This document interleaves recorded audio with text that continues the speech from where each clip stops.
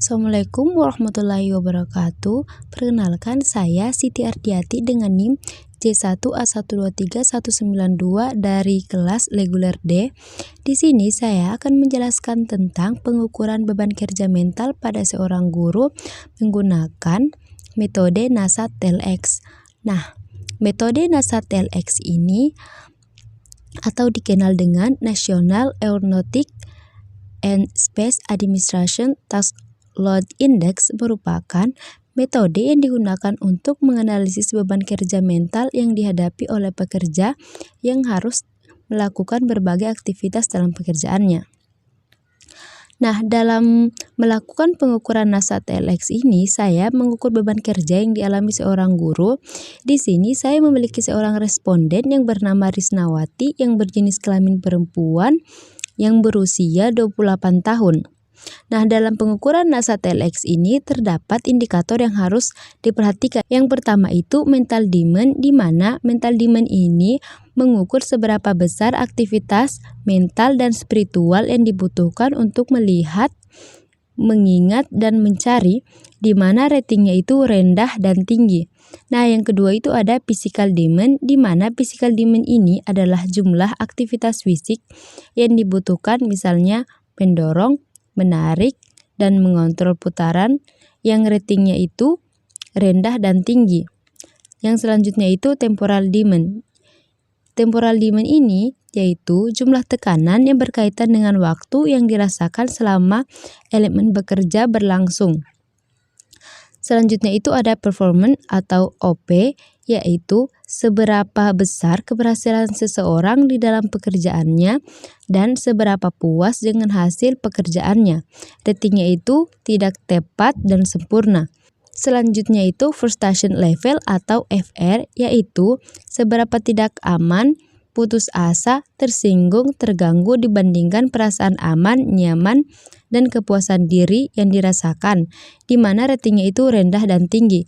Selanjutnya itu ada effort atau FE, yang dimana seberapa keras kerja yang dibutuhkan untuk mencapai tingkat performance, yaitu ratingnya tinggi dan rendah. Kemudian yang selanjutnya itu dari hasil kuesioner tadi kita dapat menghitung NASAT-TEL-X yang pertama dengan cara pembobotan. Di mana pembobotan ini responden saya memilih antara MD dan PD, ia lebih memilih PD. Antara MD dan TD, ia lebih memilih MD. Antara MD dan OP, ia lebih memilih OP. Selanjutnya antara MD dan EF, dia lebih memilih EF. Selanjutnya antara MD dan FR, dia lebih memilih FR. Nah, kemudian antara PD dan TD, ia lebih memilih PD. Kemudian PD yang dibandingkan dengan OP, dia lebih memilih OP. PD yang dibandingkan dengan EF, dia lebih memilih EF. Kemudian PD dibandingkan FR, dia lebih memilih PD. Selanjutnya TD dibandingkan OP, dia lebih memilih OP. Kemudian TD dibandingkan EF, dia lebih memilih EF. Selanjutnya TD dibandingkan FR, ia lebih memilih FR. Kemudian OP dibandingkan EF, dia lebih memilih EF. OP dibandingkan FR, responden saya lebih memilih FR. Selanjutnya EF dibandingkan FR, responden saya lebih memilih EF. Dari pembobotan tadi kita dapat mengambil indikator yaitu MD kita dapatkan 2, PD kita dapatkan 3, TD kita dapatkan 1, OP kita dapatkan 2, EF kita dapatkan 4, dan FR itu yang didapatkan 2. Dan total keseluruhannya adalah 15.